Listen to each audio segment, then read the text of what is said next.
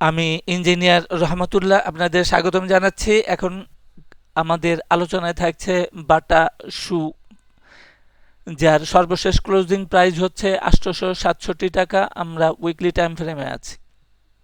তাহলে শুরুতেই দেখতে পাচ্ছি যে আমরা আমাদের একটা টপ তৈরি করেছিল বাটা শু প্রাইজ অ্যাকশন, এটা জুন 2015-তে। এরপর থেকে সে কারেকশনের মধ্যেই আছে। ওভারঅল 2015 জুনের পর থেকে কারেকশানে আছে বৃহৎ আঙ্গিকে। এখন এর মধ্যে আবার এক সময় 2021 সালে আমরা দেখছি যে একটা র্যালি করেছে ছোট টাইম ফ্রেমে অপেক্ষাকৃত। এখানে একটা র্যালি ছিল। এই র্যালির বিপরীতে আমরা দেখি যে ওয়েব ডাব্লিউ নিচে নেমে আসলো, ওয়েব এক্স উপরে গেল এবং ওয়েব ওয়াই আমাদের একটা ইয়ে ছিল, যেই সমস্ত জায়গায় মোটামুটিভাবে 785 টাকার জায়গায় একটা সাপোর্ট ছিল। সাপোর্টটা ভেঙেছিল, বাট ইট ওয়ার্কস ওয়েল তারপরে। তো এখন এই যে উপরে উঠলো, এটা এরপরে থেকে সে আর তেমন কোনো উল্লেখযোগ্য অগ্রগতি অর্জন করতে পারে নাই। আমরা দেখি যে সে আবার কারেকশানে নিচে নেমে আসলো, আবার উপরে গেল, কিন্তু হায়ার হাই আর করতে পারলো না। দেন আবার নিচে নেমে আসছে এবং সাইডওয়েজ মুভমেন্টে আছে, অর্থাৎ ওভারঅল সে কারেকশনের মধ্যেই আছে। আমরা যে 785 টাকা সাপোর্ট অথবা যে এখান থেকে উঠলো, এখন অ্যাকচুয়াল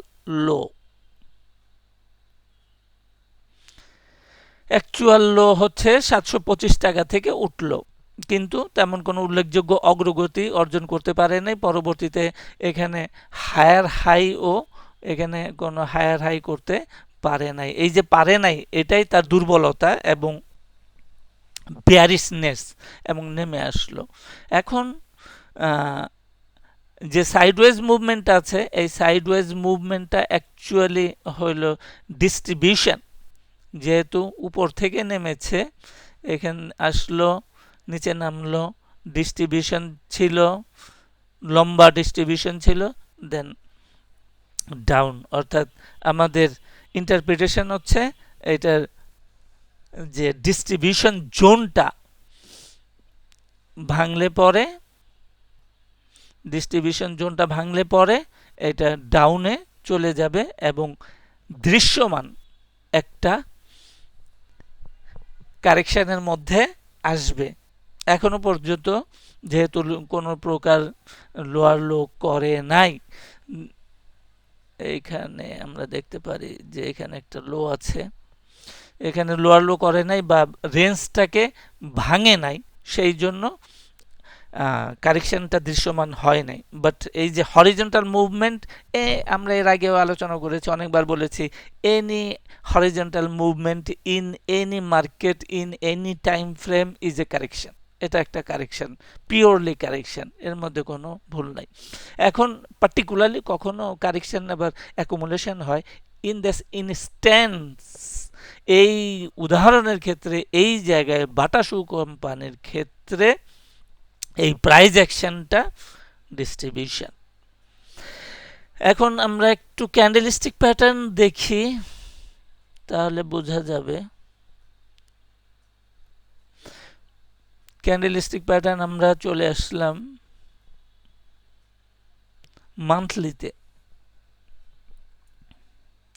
মান্থলিতে আমরা দেখতে পাচ্ছি যে আমাদের এখানে একটা মাস্টার ক্যান্ডেল, এটাকে ধরা যায়।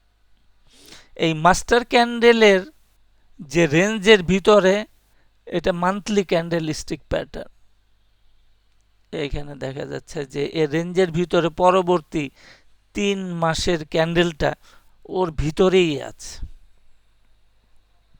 ইভেন আরো বড় আকারেও দেখানো যায়, তো আমাদের যতটুকু প্রয়োজন সেটা হলো যে এই ছোট টাইম ফ্রেমে গেলে দেখা যাবে যে কারেকশনটা ইনিশিয়েট হয়ে গেছে। আর আমরা চাক্ষুষ দৃশ্যমান যদি দেখতে চাই তাহলে এই রেঞ্জের, এটা হচ্ছে কোন মাস, অগাস্ট 2025, এই যে রেঞ্জ আছে,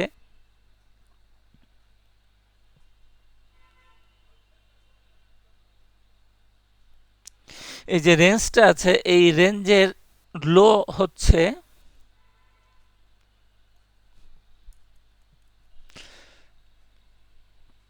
856 টাকা।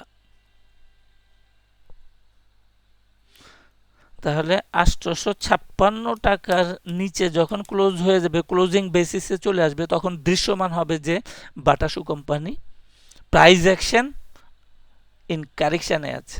আর আমাদের ইনভ্যালিডেশন, যদি কোনো কারণে ইন এনি ইনস্ট্যান্স, যদি কোনো কারণে আন্ডার এনি কন্ডিশনাল স্টেট যদি কখনো এইটার হায়ার হাই করতে পারে এই রেঞ্জের, এই রেঞ্জটার টপটা হলো 898 টাকা। 898 টাকার উপরে যদি ক্লোজিং বেসিসে যায় তাহলে আমাদের এই অ্যানালাইসিস বাতিল বলে গণ্য করতে হবে। তো আজকে এই পর্যন্তই। সাথে থাকার জন্য সবাইকে অনেক অনেক ধন্যবাদ।